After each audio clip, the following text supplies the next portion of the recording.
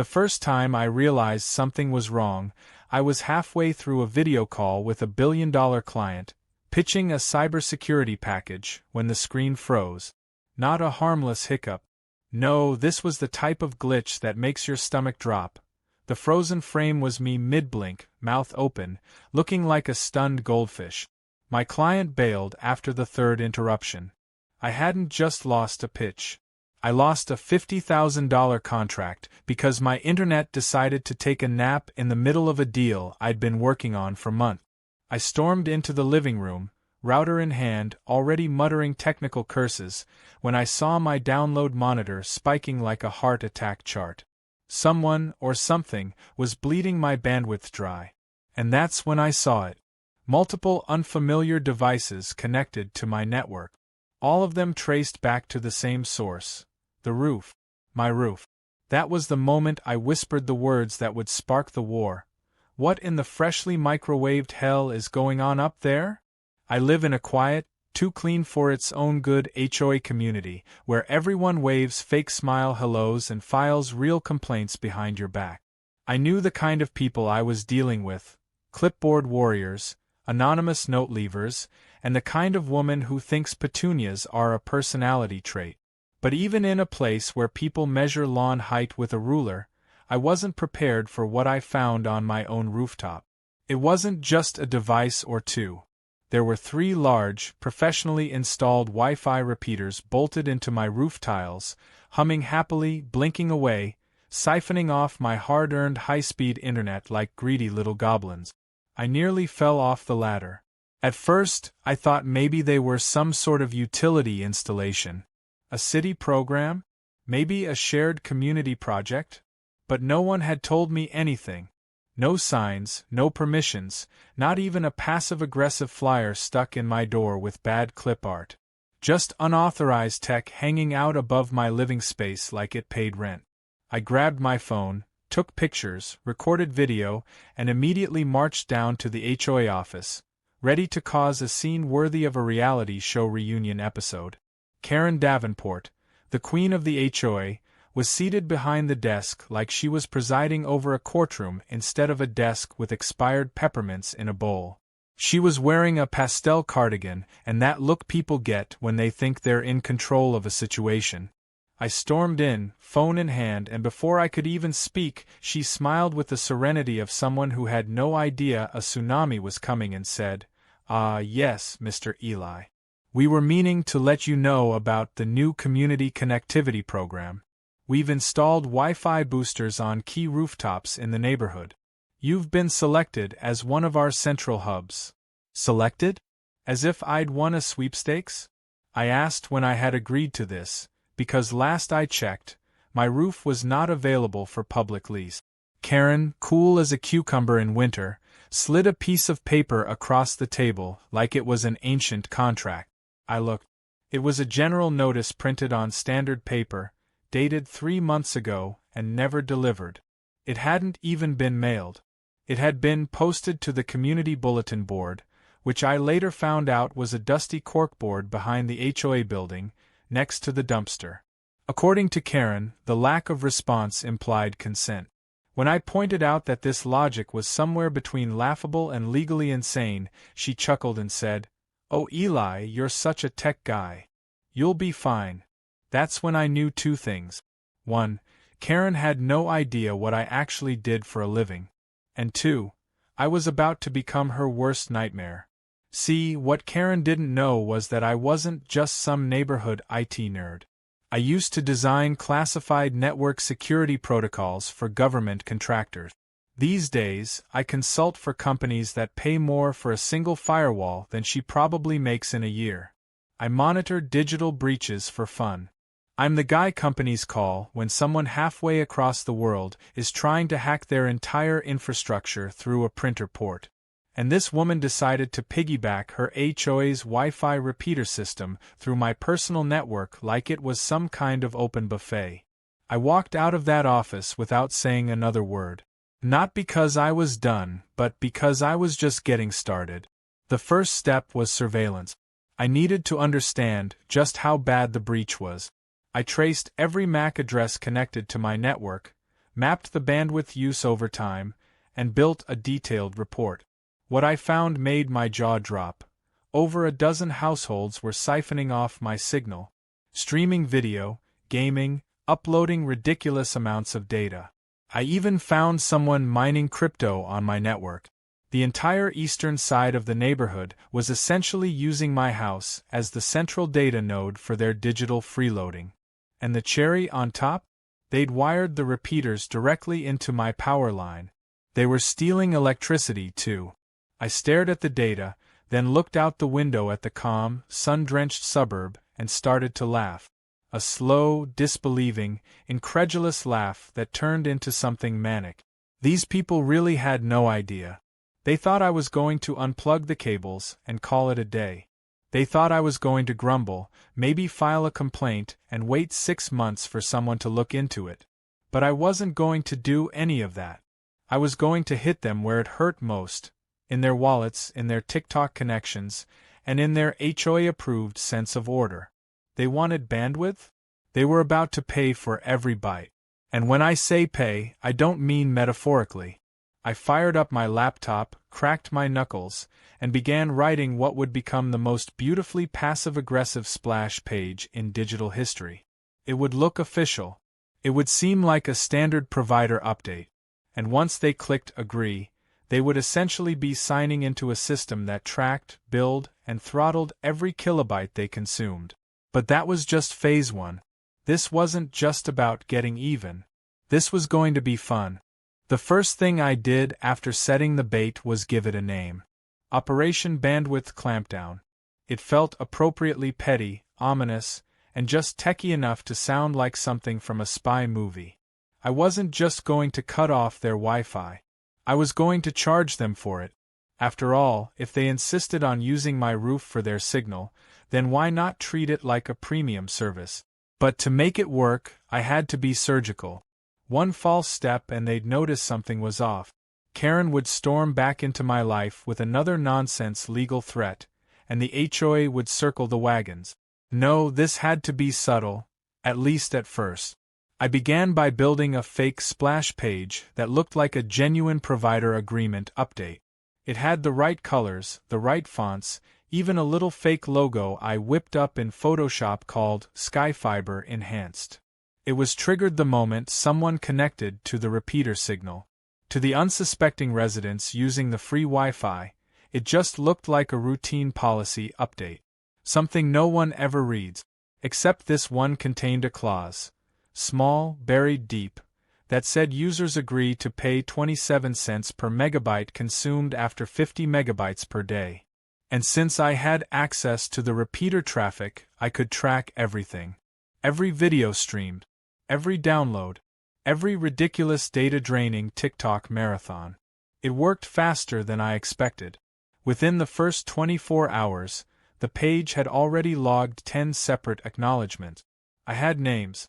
I had IP addresses. I had data. More importantly, I had digital consent.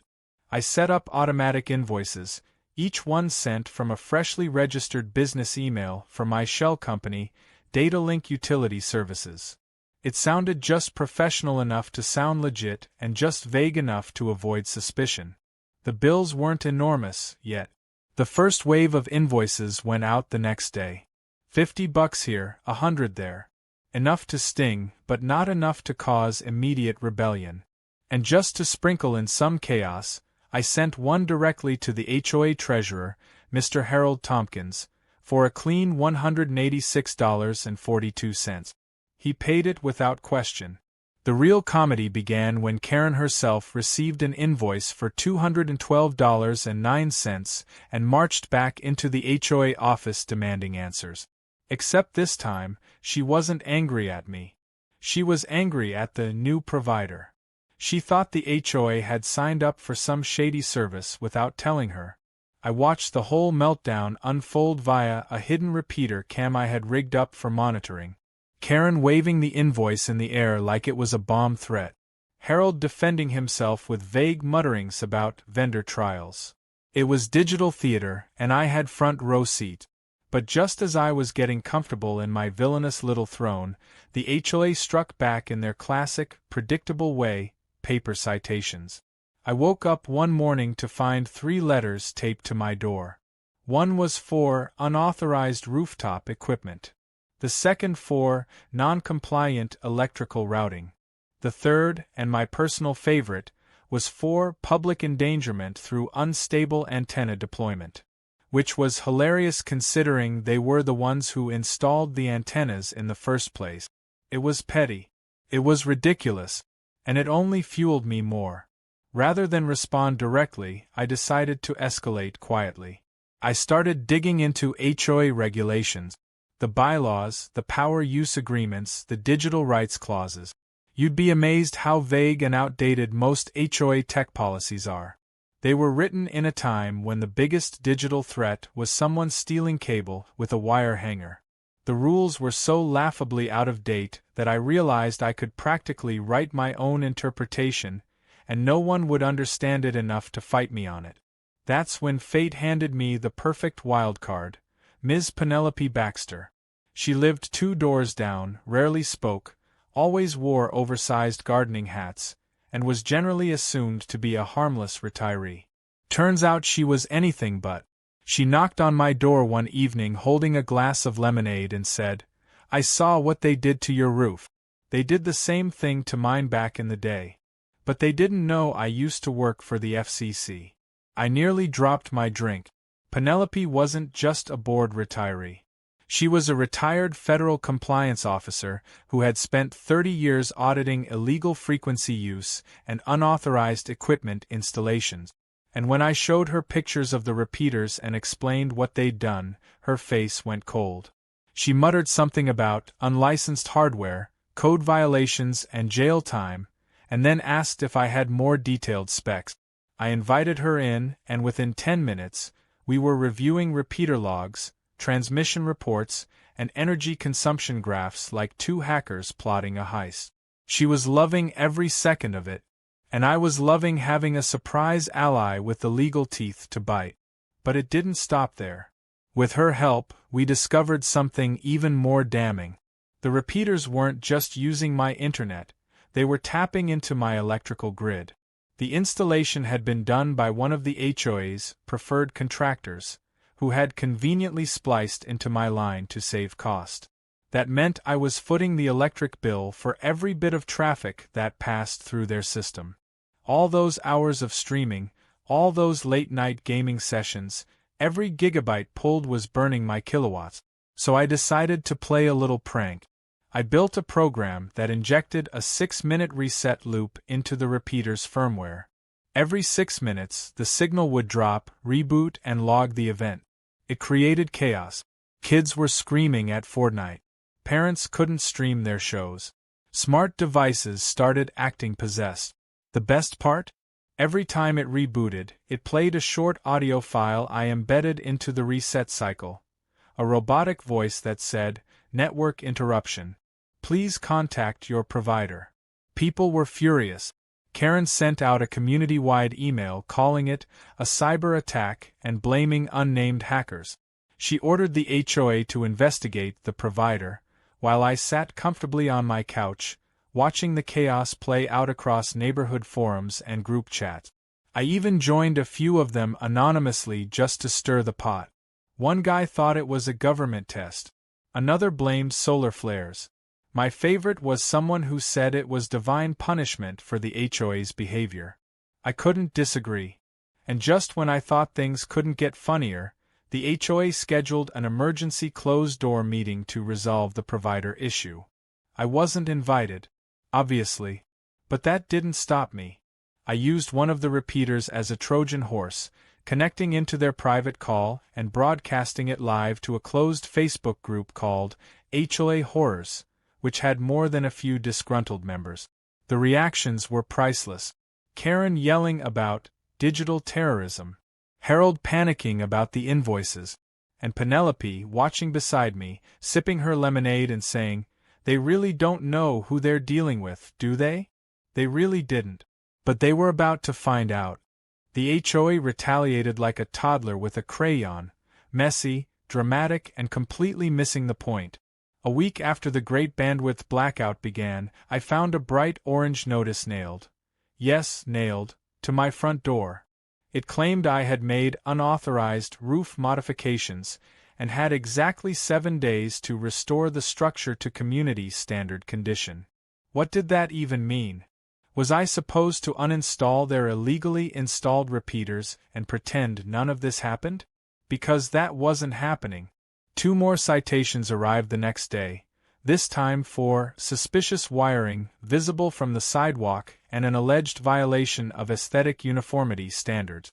Apparently, my Ethernet cable, barely visible along the edge of the wall, had somehow offended the architectural soul of the neighborhood. I stood in my driveway holding the stack of citations and laughed. These people had no clue that the more they pushed, the more creative I was going to get.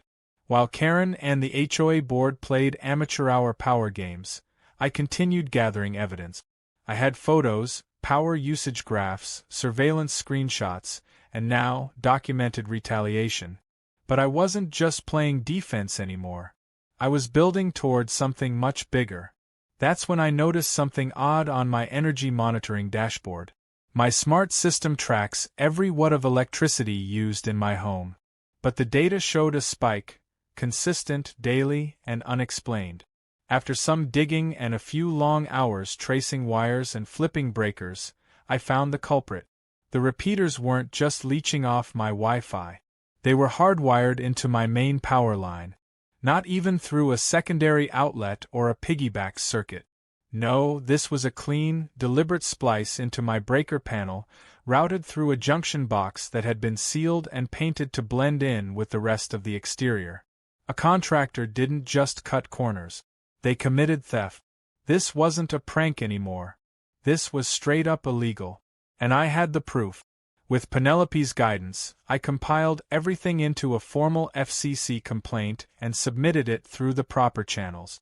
But bureaucracy takes time, and I wasn't about to wait for paperwork while Karen continued pretending she was queen of the cul-de-sac. So I moved to Phase 2, the power bounce trap. It was elegant.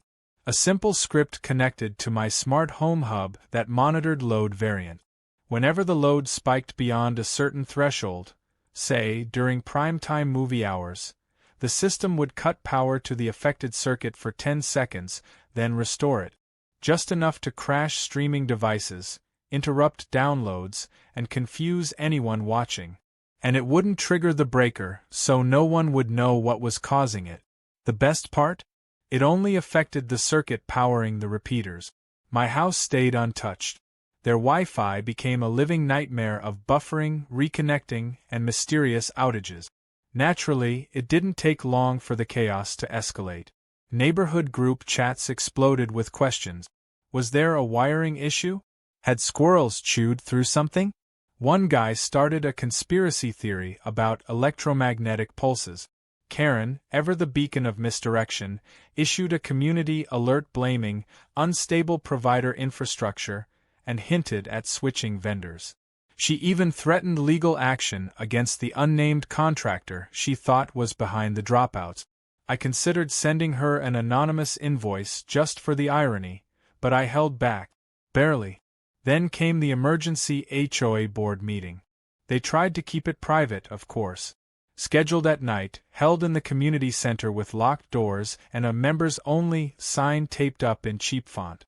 But they forgot one tiny detail. Their repeaters still connected to my custom network, and that meant I had access to everything. I watched the entire meeting through a laptop in my kitchen while eating popcorn like it was a Netflix binge. The drama was better than any scripted show I'd ever seen. Karen yelling about unstable service, Harold panicking over rising costs, another board member suggesting they tear the whole system down before someone got sued. At one point, Karen mentioned my name, called me digitally hostile, and then suggested that I might be trying to sabotage the community. That was the moment I decided to record the feed and stream it live to a few trusted residents who had started asking questions. The reaction was instantaneous. Turns out I wasn't the only one who had beef with the HOA. The stream spread faster than I expected. Within an hour, over 50 people had tuned in. Some watched silently, others began messaging me through a burner email I'd created for the occasion, sharing their own stories: late fees for bogus charges, citations for things like wind chimes, forced lawn color changes. One person even got fined for a birdbath being too whimsical. The HOA wasn't just incompetent. They were a full-blown regime hiding behind bad stationery. The fallout from the leak came fast. The next day, a small but growing group of residents confronted Karen during one of her self-appointed morning walkthroughs.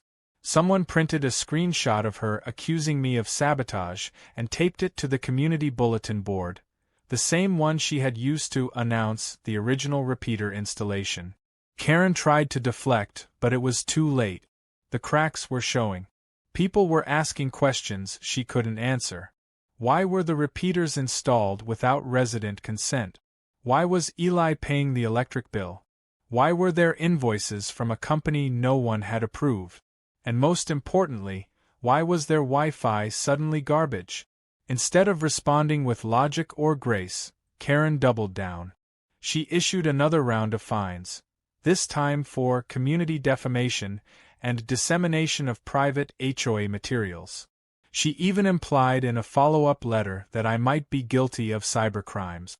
That's when I sent her a formal cease and desist notice, on legal letterhead, from a real attorney friend who owed me a favor. The letter outlined her overreach, the violations of my property rights, and made it very clear that any further action on her part would result in a defamation suit and possible criminal proceedings. Penelope co-signed it. So did another neighbor, who happened to be a retired municipal judge. The silence that followed was glorious. But the cherry on top didn't come from me. It came from Harold, the HOA treasurer, who suddenly realized he'd been paying invoices from Datalink Utility Services without vetting them. He panicked, went through every bill for the last 6 months, found more than a few questionable charges, not just mine but others Karen had authorized for her pet projects. When confronted during a follow-up meeting, she accused him of financial negligence. He fired back with a printed spreadsheet and stormed out of the room.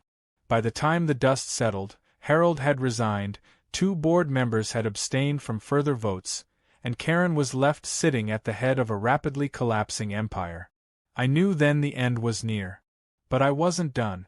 I was just getting started. It was one thing to watch the HOA unravel from a distance, but it was something else entirely to stand in the middle of the chaos you caused and still be the only person who looked like they had a plan. The moment Harold resigned, a power vacuum opened up that Karen scrambled to fill, but her grip was slipping. The other board members, now terrified of legal trouble, became indecisive and quiet. Emails went unanswered. Citations stopped arriving. Meetings were postponed indefinitely. The HOA had gone from overbearing to paralyzed, and I wasn't about to let them regroup. With Penelope's help, I filed a formal request for immediate HOA transparency and accountability audit. These were obscure clauses buried deep in the bylaws, the kind of rules no one ever reads, but they were real and legally enforceable. They forced the HOA to disclose all spending, decisions, and communications over the past fiscal year. I made sure to send the request as a certified letter, with a digital backup sent to every resident's inbox. Suddenly, Karen wasn't just facing a few grumbling neighbors, she was staring down a small army, all legally armed and hungry for answers. But while that battle brewed in slow motion, I turned my attention to something far more satisfying: the great disconnection.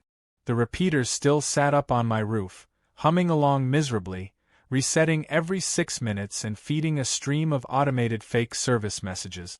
I decided it was time to take them down, but not before one final act. Using the same system I'd used to monitor the traffic, I injected a firmware update that transformed the repeaters into decoys.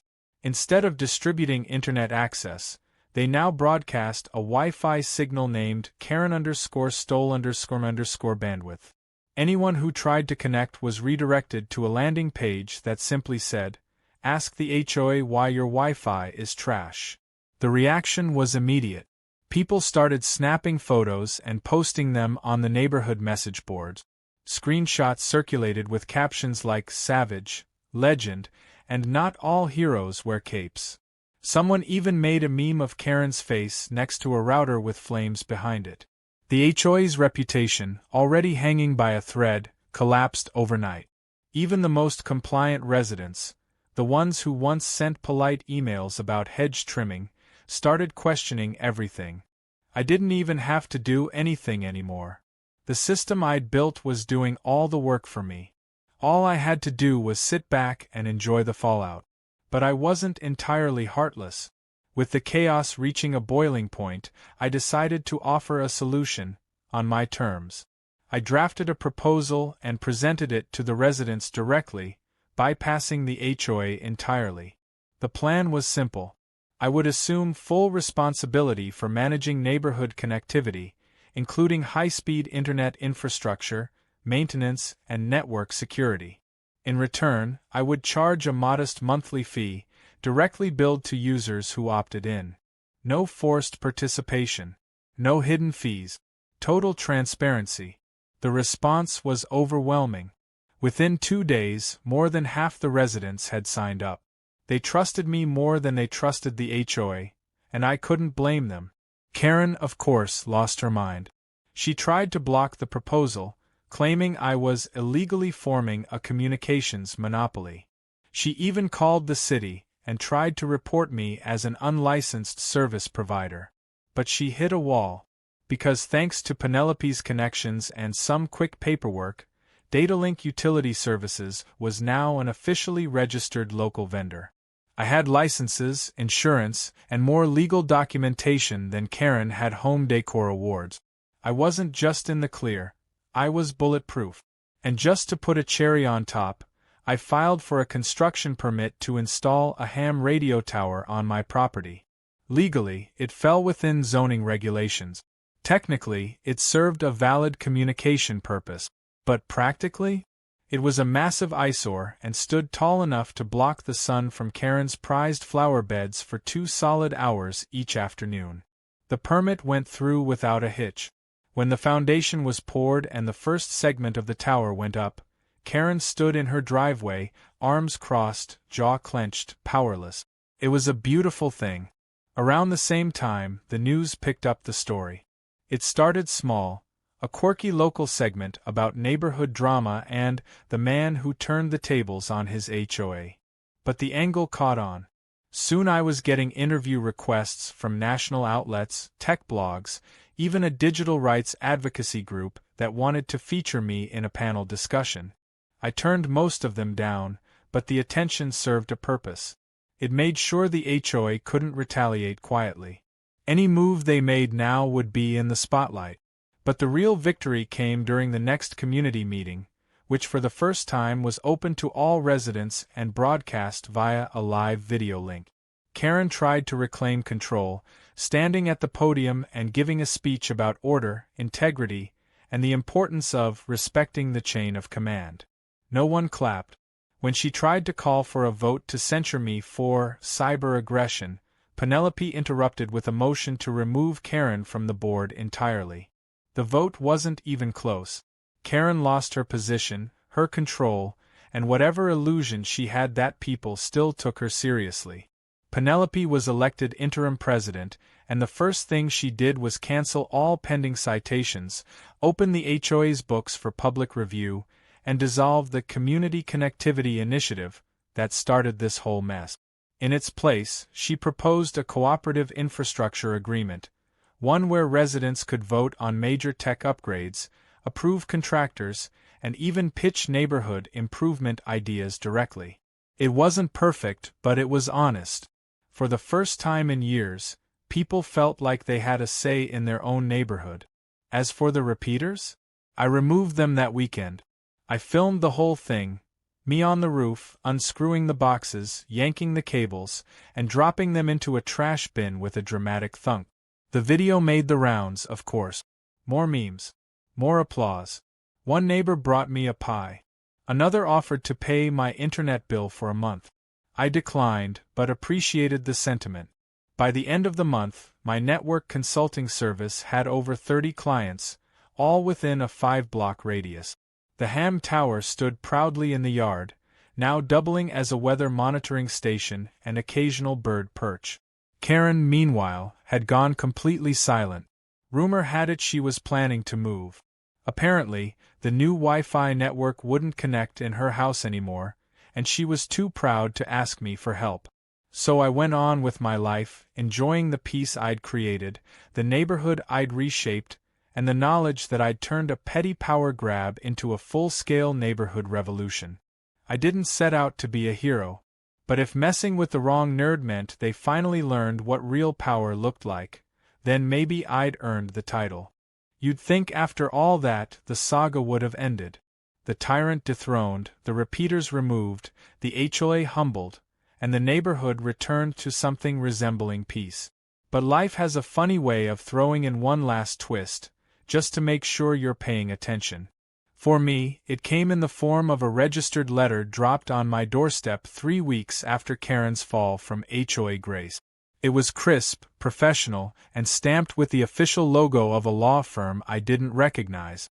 Inside was a formal complaint, filed by none other than Karen Davenport herself. She was accusing me of malicious interference with community operations, public humiliation, data fraud, and, this part really made me laugh, cyber piracy. Yes, according to Karen, I had committed acts of piracy from the comfort of my own home, apparently flying a digital Jolly Roger while sipping coffee and managing a neighborhood Wi-Fi network. I could have dismissed it outright. The claims were paper-thin, full of speculation and buzzwords pulled from a late-night crime show. But I wasn't about to ignore it. I had spent months turning this HOA disaster into a calculated masterpiece, and I wasn't about to let the closing chapter fizzle out with some empty lawsuit. So I responded. Not with anger, not with counter-accusations, but with paperwork. Cold, precise, bulletproof paperwork. My lawyer, bless him, prepared a 26-page response that dismantled every single one of Karen's claims. Attached to it was a counterclaim of my own, detailing the unauthorized installation of commercial equipment on private property, energy theft, property code violations, and the retaliatory conduct Karen had orchestrated through her position in the HOA. It wasn't just a legal reply. It was a roadmap to her downfall, lined with receipts, digital logs, time-stamped images, and signed resident affidavit. Karen's lawyer must have taken one look at it and realized they were sitting on a live grenade, because the case never made it to court. 2 weeks later, I received another letter. This one apologetic. Karen was dropping her complaint, citing personal stress and mental fatigue. Translation, she lost. And she knew it. Word spread quickly, and the victory wasn't just mine. The entire neighborhood felt it. The silence from Karen's end grew louder with each passing day. She stopped walking the block, stopped waving at passing cars. Her once perfectly manicured yard turned slightly wild, and there were whispers about a for sale sign coming soon. I didn't gloat. Okay, maybe a little. But mostly I enjoyed the sense of closure. She had tried to take something from me, my network, my peace, my power, and I had taken it all back without breaking a single law. In a world full of petty control freaks and entitled bureaucrats, that felt like a rare kind of justice. The HOA, now led by Penelope and a newly elected board, went through a complete reboot. The new leadership implemented changes that actually made sense. Transparent finances, open forums, rotating leadership roles, and most importantly, a ban on any new technological installations without full community approval and homeowner consent. People started caring about their neighborhood again, not out of fear of citations, but because they finally felt heard. And because no one wanted to be the next Karen. Penelope, meanwhile, had taken to calling me her digital watchdog. She joked that I should be getting a monthly stipend for cybersecurity services, and honestly, she wasn't wrong. The infrastructure I built for my consulting business became the neighborhood's unofficial backbone. Secure, stable, and monitored with care, not surveillance. Residents now had access to fast internet with clear billing, privacy guarantees, and zero interference from any HOA nonsense. A few even approached me with interest in expanding the model to nearby neighborhood. I told them I'd think about it. After all, every hero needs a day off. But just when I thought the dust had finally settled, one last surprise came knocking, literally. Late one evening, I heard a soft knock at the door. I opened it to find a delivery guy holding a small, nondescript box. No return address. Just my name printed cleanly on the label. I took it inside, opened it carefully, and laughed out loud when I saw what was inside. It was a miniature router trophy, custom engraved with the words, King of Bandwidth Neighborhood Edition. No note. No sender. Just the trophy, gleaming under my kitchen light like a reward for surviving the weirdest suburban war in history. I placed it on my shelf, right next to the books on cybersecurity and the framed photo of my dog wearing sunglasses. It felt right. Fitting. Because the truth was, this wasn't just a story about Wi-Fi or power theft or HOA madness. It was about boundaries. About standing up when someone thinks they can bulldoze through your rights just because they've got a clipboard and a title. It was about knowing your worth and having the skill and the patience to outmaneuver people who think they can get away with anything just because they've always gotten away with everything. In the weeks that followed, I made peace with the idea that things would never fully go back to how they were before. But in some ways, they were better. My neighbors respected me now, not just as the guy who fixed the internet, but as someone who stood up to a system that had gone unchecked for too long. People stopped whispering and started waving. Even the passive-aggressive couple down the street offered me a cup of coffee one morning. That's when you know you've won. And Karen? True to the rumors, she moved out quietly one Saturday morning. A moving truck showed up just after sunrise. She didn't say goodbye to anyone. Just packed her pastel furniture, loaded her garden statues, and disappeared. Her house sold within a week, and the new owners turned out to be a retired IT professor and his daughter, who ran an online gaming community. They moved in, saw the ham tower in my yard, and brought over a welcome cake shaped like a computer mouse. I told them they were going to fit in just fine. Life settled into a new rhythm. Quieter. Calmer. But every time I walked by the spot where the repeaters used to sit, I smiled. Because I knew the signal that once stole from me had become the very tool I used to take everything back. I didn't have to yell. I didn't have to stoop. I just had to be smarter. And I was. So if you're ever in a neighborhood where the HOA thinks it owns your roof, your power, your privacy, remember my story. And remember that sometimes the best revenge isn't loud.